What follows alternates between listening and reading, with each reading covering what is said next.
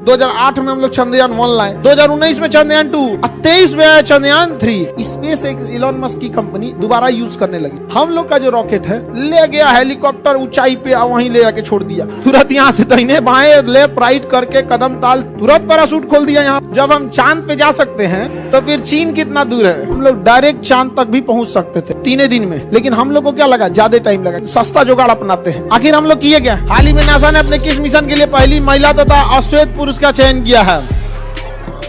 Artemis 2 ये चंद्रमा पर जाएगा। ये मिशन कहां जाएगा? चंद्रमा पर। नासा के पास पैसा की कोई कमी नहीं है। हम लोग क्या पैसा का कमी हो जाता है, वरना देखिए हम लोग में 2008 में हम लोग चंद्रयान 1 लाए, 2010-12 में 2 ले आना चाहिए, 13-14 में लेके आना चाहिए चंद्रयान 3। इतना लंबा गैप होता है जी, 15 साल का गैप। आप खुद सोचिए, 15 साल का गैप होता है। 2008 में चंद्रयान 1 जबकि सक्सेस हो गया था, 2019 में चंद्रयान 2, 23 में आया चंद्रयान 3। खैर ये तो जल्दी आ गया। चंद्रयान 2 और 3 में दिक्कत उतना नहीं हुआ, लेकिन चंद्रयान 1 और 2 के बीच में 10 साल का गैप।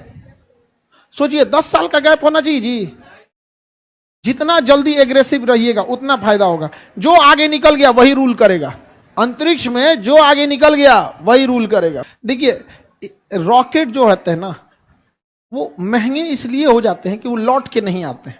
सपोज कीजिए आप एक हवाई जहाज से पटना से दिल्ली जा रहे हैं, लेकिन वो हवाई जहाज बस एक ही बार यूज हो सकता है। आप अंदाजा लगाइए किराया कितना महंगा होगा। वो बार बार यूज होता है, दिन भर में 5 शहर की कम से कम उड़ान भरता है। दिल्ली से उड़ के आता है पटना, फिर वापस पटना से जाता है दिल्ली, दिल्ली से चल गया कोलकाता, कोलकाता से वापस आया पटना, पटना से फिर गया दिल्ली, साफ सफाई हुआ, तनी आराम किया, फिर उसको रख दिया यहाँ पर। इस वजह से किराया सस्ता पड़ता है, क्योंकि हम उसका रीयूज कर लेते हैं। अगर दोबारा यूज नहीं करते तो कोई भी चीज़ महंगी ही आती है। रॉकेट के साथ भी यही होता है, एक बार हम सैटेलाइट में छोड़ देते हैं तो दोबारा हम यूज नहीं कर पाते। स्पेस एक इलॉन मस्क की कंपनी दोबारा यूज करने लगी।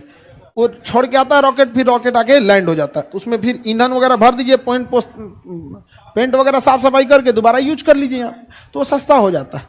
तो इसरो ने भी इसको सिस्टम को लॉन्च किया, लेकिन दोनों में अंतर है। उसका जो रॉकेट है इलॉन मस्क का, वो खड़े उतर जाता है इससे, जिस वजह से उसमें एक्सीडेंट की संभावनाएं ज़्यादा होती है। लेकिन उन सोच पैसा वाला देश है सब।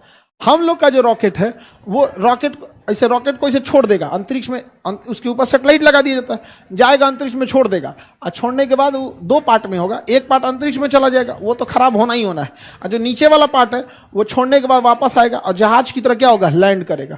ऑटोमेटिक जहाज की तरह क्या होगा, लैंड करेगा रनवे पर। तो कर्नाटक के चित्रदुर्ग एयरबेस पर वायुसेना को बुलाया गया और DRDO ने कहा कि देखिए हमें कोई धोधड़ मशीन बनाए हैं, ये क्या है आपको मतलब नहीं है, इसको अपने हेलीकॉप्टर में टान लीजिए और ले जाकर अंतरिक्ष में हवा में उड़ाइए और कहीं ले जाकर छोड़ दीजिए। ले गया हेलीकॉप्टर ऊंचाई पे और वहीं ले जाके छोड़ दिया। पूछ रहा है कि टूटे फूटेगा नहीं, तो कह रहा है अरे आप छोड़िए ना जी, टूटे फूटेगा नहीं। जैसे उसको छोड़ा गया हवा में होगा, उसका सेंसर ने भांप लिया, तुरंत विंग्स उसका निकल गया बाहर। विंग्स क्या हो गया, बाहर निकल गया। उसका ऑटो पायलट तुरंत GPS से कनेक्ट हो गया कि हमको जाना कहाँ है, उसको बता दिया गया था, पहले ही गूगल मैप दे दिया गया था, इधर मुड़ो। उसका मुंह वो पट्टी करके छोड़ी थी इसरो एयरफोर्स, तुरंत घूम गया, उन्हें नहीं जी इन्हें जाना है यहाँ पे, तुरंत यहाँ से दाहिने बाएं लेफ्ट राइट करके कदम ताल चाल धीमा करके एयरपोर्ट से लाइन अप कर लिया और अपना चक्का बाहर निकाल दिया और उतर गया एयरपोर्ट पर। एयरपोर्ट पे उतरा तो इसका स्पीड बहुत ज्यादा था, देखा कि अरे बाप रे, तो हम हिल जाएंगे एयरपोर्ट के आगे, थुथुर लड़ जाएगा मेरा। दाएं से पिछवाए को पैराशूट खोल दिया, तुरंत पैराशूट खोल दिया यहाँ पे और उतर गया, पूरा सक्सेस हो गया हम लोग का। तो हम लोग के रीयूजेबल रॉकेट में एक्सीडेंट की संभावनाएं कम है। समझ में आ गया कि नहीं आ गया? तो देखिए जरूरत के हिसाब से हम लोग के पास क्या है ना, कि अगर ज्यादा पैसा लॉस होगा ना, तो फिर जो मंत्रिमंडल है या जो सरकार है, वो इसरो को लगेगा कि अरे यार इस पे पैसा बहुत बर्बाद हो रहा है, तो वो लोग भी उसी हिसाब से सोचते हैं। समझ में आ गया कि नहीं आ गया? तो किसके सहयोग से हुआ है? एयरफोर्स ने चिनूक हेलीकॉप्टर में लादा और टांग गिरा दिया उसको। एयरफोर्स वाला परेशान थे, कौन सी गिरवा रहा है हमसे, लेकिन बाद में क्या हो गया, सक्सेस हो गया यहाँ पर। समझ में आ गया? तो अब देखिए इसरो है, ये रॉकेट किसका है? इसरो का। हथियार बनाती है DRDO, और लॉन्चिंग के लिए किसे बुलाइए? एयरफोर्स। किसे? एयरफोर्स। समझ में आ गया कि नहीं? इंटीग्रेटेड होते हैं सब। तो आप ये मत समझिएगा कि अंतरिक्ष कार्यक्रम सेना के काम में नहीं आएगा। अंतरिक्ष में वही रॉकेट होता है जो सीधा जाता है, क्या दिक्कत है, उसको टेढ़ा कर देंगे चल जाएगा कहीं और नहीं समझ आया? अरे जो अंतरिक्ष में जा सकता है बगल में जाने में क्या दिक्कत है? जब हम चांद पे जा सकते हैं तो फिर चीन कितना दूर है? समझ में आ गई नहीं गया? क्रायोनिक इंजन बहुत -250 डिग्री सेल्सियस पे काम करते हैं, -250 डिग्री सेल्सियस पे। तो जो बहुत कम टेम्परेचर पे काम करता है क्रायोनिक इंजन कहलाता है। क्रायोनिक इंजन बहुत पावरफुल होता है। क्रायोनिक इंजन क्या होता है? बहुत पावरफुल होता है, रॉकेट को डायरेक्ट छोड़ देता है। अगर हम क्रायोनिक इंजन लगाते हैं तो हम लोग डायरेक्ट चांद तक भी पहुंच सकते थे, डायरेक्ट 3 दिन में। जैसे ये गया था ना नील आर्मस्ट्रांग, डायरेक्ट भी पहुंच सकते थे। लेकिन हम लोग को क्या लगा, ज्यादा टाइम लगा, क्योंकि हम लोग ना मतलब सस्ता जुगाड़ अपनाते हैं। जैसे मान के चलिए कोई रस्सी फेंकना है तो देखिएगा ना, रस्सी में 10 मीटर का रस्सी है और मैं एगो ढेला बांध लिए, आप पहले नचाएंगे, फिर ढेलवा को थोड़ा लंबा करेंगे, रस्सिया छोड़ेंगे, ले बाहुबली वाला ले ले ले ले जाए। हम लोग भी तो वही किए हैं चंद्रयान के साथ, चंद्रमा छोड़ दिए हैं और नचा रहे हैं लोग, ले ले ले घूम घूम तनी और बढ़, घूम घूम और घूम और घूम, ये जो चंदा मामा दूर के। नहीं समझा? आखिर हम लोग किए क्या? यही किए हैं। हम लोग का अगर तगड़ा क्रायोनिक इंजन वाला रहता सीधे लेके जाता कहां तक, चांद ले जाके ठेल देता। नील आर्मस्ट्रांग को तो 3 दिन में पहुंचा दिया था, 84 दिन में पहुंचाता तो उनका कुल क्रम 84 क्रम वही में हो जाता नील आर्मस्ट्रांग का। समझ आ गया? तो 3D प्रिंटर से क्रायोनिक इंजन बनाने वाली कंपनी स्काई रूट। कौन सी company? Skyroot. Skyroot aerospace. Bharat ने इस कंपनियों को काश थोड़ा सा पहले मौका दिया रहता। ये कंपनी आज बहुत आगे निकल गई रहती सब। अभी भारत सरकार पूरी दुनिया में सबसे ज्यादा हम लोग ड्रोन आयात कर रहे हैं।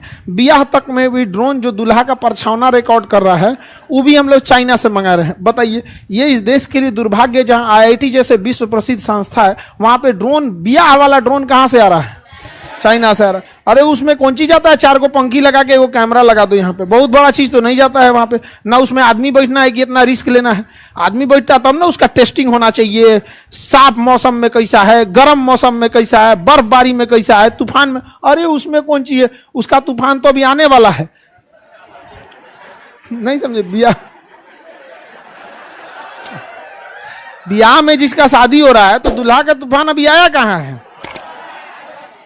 अभी तो तूफान के पहले का सन्नाटा है, उसके बाद उसमें क्या आएगा? तूफान आएगा। आप लोग को तूफान कोई दिक्कत? आप लोग भी कहीं ना कहीं का संकट है? अरे संकट नहीं है, कोई दिक्कत?